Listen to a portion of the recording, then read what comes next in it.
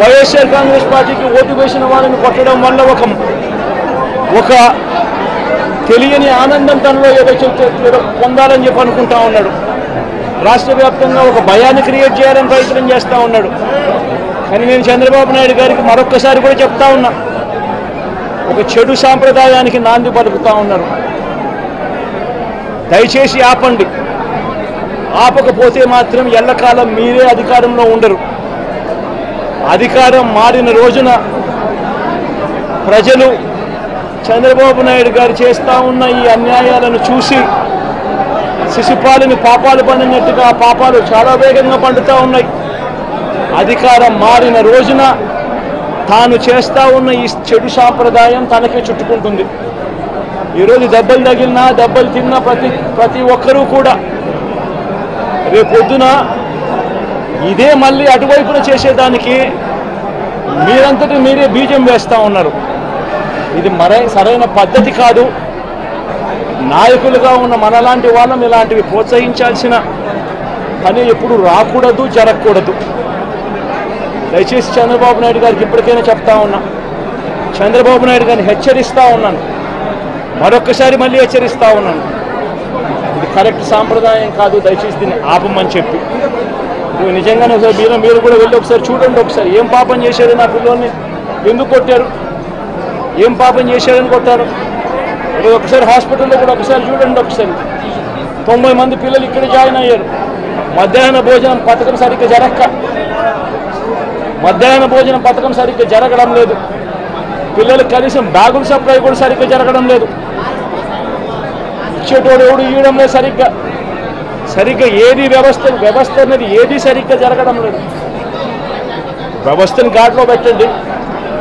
మీరు ప్రజలు మిమ్మల్ని ఏదైతే ఓటు వేశారో ఒక కారణం చేత మీరు ప్రజలు 10% మంది ఓట్లు, మాకు రావాల్సిన 10% మంది ఓట్లు మీకు వైపు డ్రిఫ్ట్ అయ్యాయి అని అంటే కేవలం మీరు చేసిన మోసపూరిత వాగ్దానాల వల్ల డ్రిఫ్ట్ అయ్యాయి.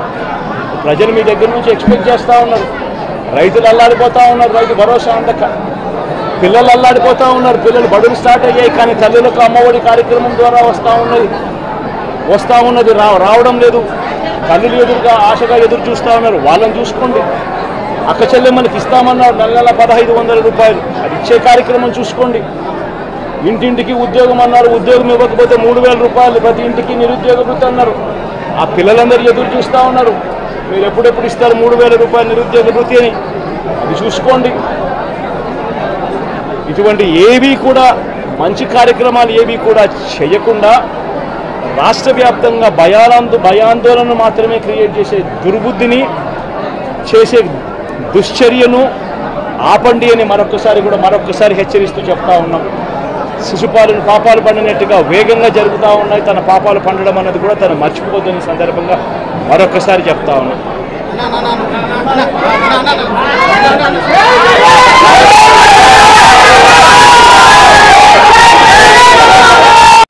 ఈరోజు ఇక్కడ హాస్పిటల్లో ఒక యంగ్స్టర్ బహుశా 20-25 ఏళ్ళు ఉంటాయేమో తన పిల్లాడికి. ఆ 20 ఏళ్ళ పిల్లాడిని ఎందుకు నిర్దాక్షిణ్యంగా కొట్టారో కూడా తెలియదు. కేవలం ఎన్నికల్లో